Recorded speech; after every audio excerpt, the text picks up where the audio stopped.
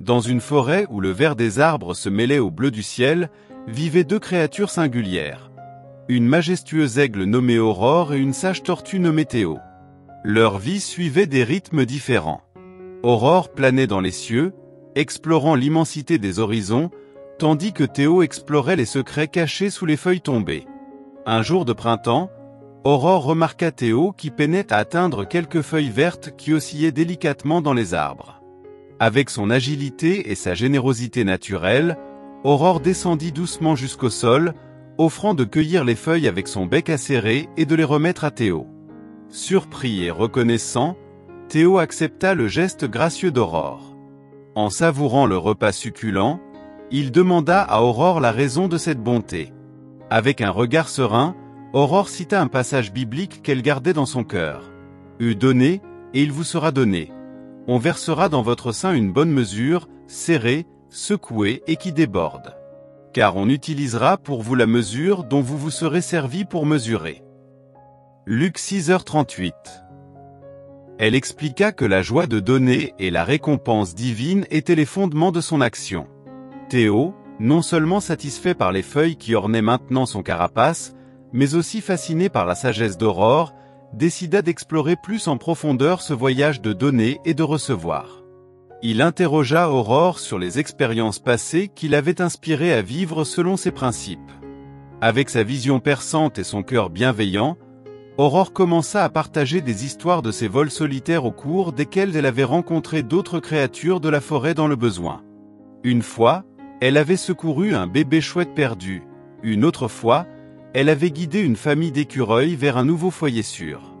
Chaque histoire était un témoignage de la joie de donner et du plaisir de contribuer au bien-être des autres. Théo, captivé par les récits, réalisa que donner n'était pas seulement un acte isolé mais un mode de vie qui illuminait le chemin de celui qui le pratiquait. Aurore encouragea alors Théo à expérimenter lui-même la joie de donner. Inspiré, Théo commença à partager sa sagesse avec d'autres créatures de la forêt. À l'ombre d'un vieil arbre, il devint un conseiller sage pour les lapins curieux, transmettant ses connaissances et offrant des conseils sur la vie dans la forêt. À mesure que Théo plongeait dans l'expérience de donner, il comprenait de plus en plus la vérité contenue dans le passage biblique cité par Aurore.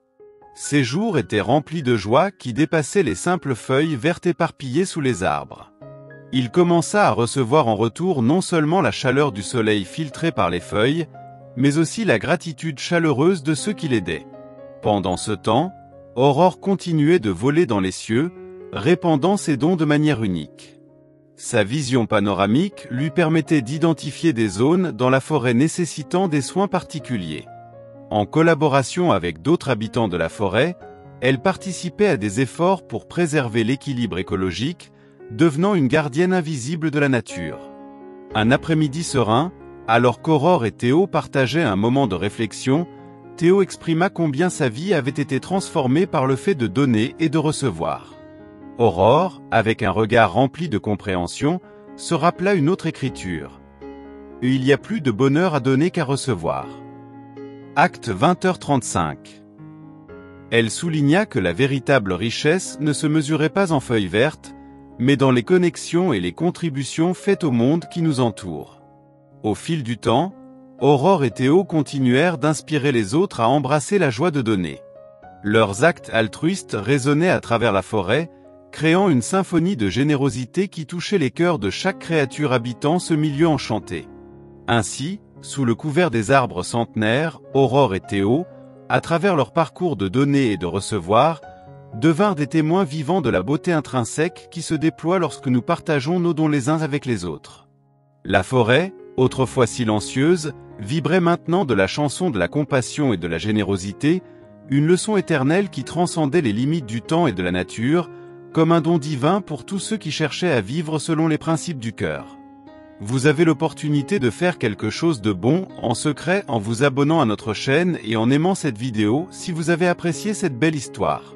Cela aidera à faire connaître ce canal et à diffuser ce message à d'autres personnes. Merci beaucoup et à la prochaine.